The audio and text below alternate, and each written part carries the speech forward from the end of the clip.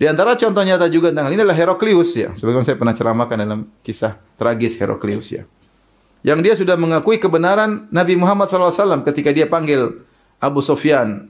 Kemudian dia tanya-tanya tentang Nabi SAW. Seluruh pertanyaan yang detail. Bagaimana. Banyak pertanyaan yang dia simpulkan bahwasanya Nabi Muhammad adalah Nabi yang benar.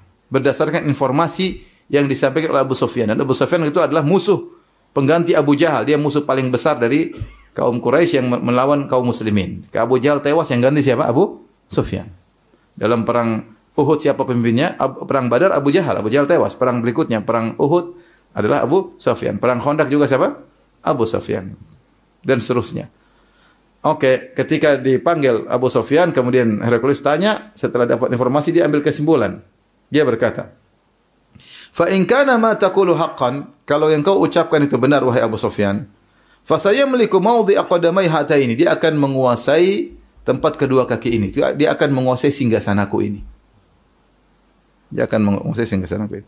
"Walau a'lamu anni akhlusu ilaihi latajashamtu liqa'ahu." Kalau saya tahu saya bisa sampai kepada dia, saya akan berusaha menuju dia. Ya. Akan berusaha bertemu dengan dia. Walau kuntu indahu, kalau saya berada di sisi Muhammad, la ghasaltu an qadami, saya akan cuci kakinya. Bayangkan Heraklius, raja Romawi, bilang begitu. Itu yang sekarang waktu lagi berkuasa di alam semesta. Siapa? Heraklius. Heraklius apa Donald Trump? Heraklius. Gampangannya, misalnya seorang ketemu Donald Trump, dia berkata, kalau saya ketemu dia, saya akan cuci kakinya. Kira-kira ini orang hebat nggak ini? Yang ngomong bukan sembarang orang, yang ngomong Donald Trump misalnya. Orang luar biasa. Sampai ketika mendengar itu Abu Sufyan kaget. Waduh, ternyata Muhammad ini luar biasa ini. Ini pemimpin dunia, Heraklius takut sama dia. Karena Heraklius ngomong benar. Ya, kalau saya bisa ketemu dia, saya akan cuci kakinya sebagai bentuk apa? Penghormatan. Subhanallah. Jadi benar-benar dia mengakui kebenaran. Tapi apakah dia beriman setelah itu? Jawabannya tidak ya.